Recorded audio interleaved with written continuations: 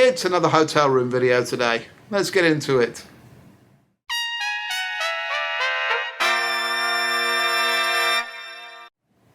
Hi, Brian from Airflow Music here once again. Welcome back to another video. This is day 46 of our Go Practice Daily series. Hope you're all having a great day today. This is going to have to be another slightly quick video today because I'm in the hotel room here in Seattle, as you can see, and that's all very pleasant in itself, but it's extremely noisy here. Between the fact that I'm 9 floors up but right above the street, you can probably hear traffic noise right now. I'm also right next to the linen closet on the corridor here, and the housekeeping staff are in and out of there all the time, and it's extremely loud. So I'm going to try and get this done for the umpteenth time as quickly as possible without disturbance. Okay? Quick follow-up to the video the other day when I was talking about remembering to clean your trumpet. Thank you for all your responses to that video. It's good to hear what people have been up to, and thank you for being honest if you haven't cleaned it as recently as you probably should have done. I think we're all largely in the same boat, trying to find our routines again with these kind of things following the pandemic. The question that was asked a number of times in the comments and by messages was how often should you clean your trumpet? And I'm not sure there's any hard and fast rule to that. It really depends on how much you play and how busy you are doing that. Obviously, the more you play it, the dirtier it's going to get quicker. So all I can do really is tell you what I do, which is I clean my mouthpiece every day.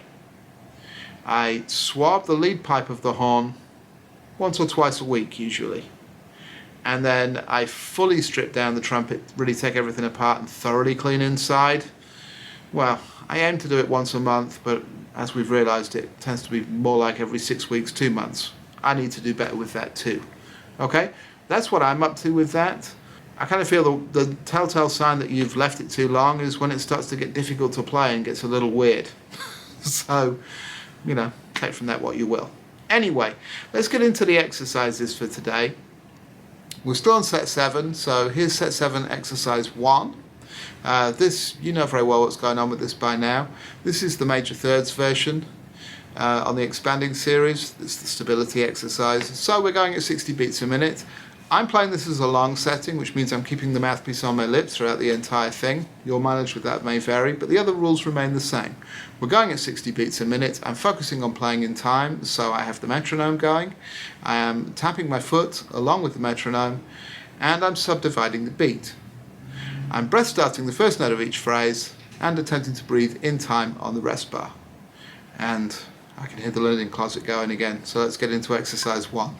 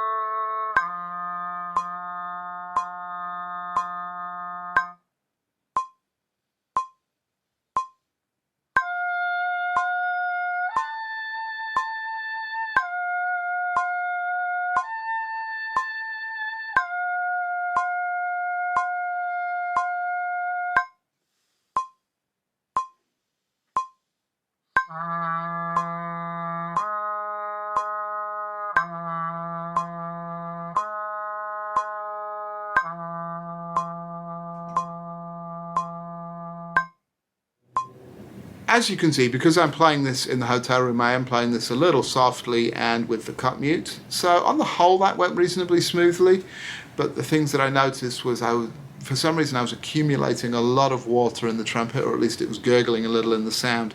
I think that was possibly because I was trying to go a little soft. But yeah, I mean, other than that, it wasn't too bad. Odd thing aired out here and there. And like I said, it's noisy here. There's a lot of distractions. So it was the odd moment where my focus was taken. So I just need to do a better job with that. But other than that, went basically okay. And my continuing question to you is, how are you finding this at this point? Are the upper notes becoming easier now we've done it for longer and longer? Are you remembering to keep your breath support going and all that kind of good stuff, and try not to blow too loud?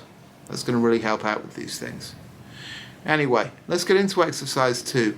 Now, I'd originally intended, and in fact when I first recorded it, I did start at a slightly faster tempo, but it's gotten so noisy here that it was a little too distracting for me to cope with it. So I went back and started over, and I'm going at 72 beats a minute.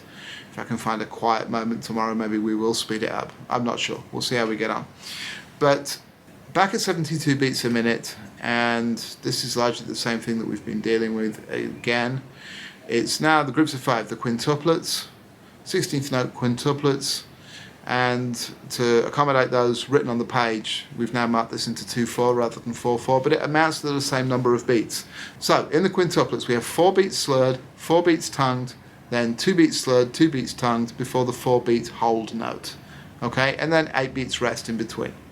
So it's the same length of thing that we've been doing up to this point in previous sets.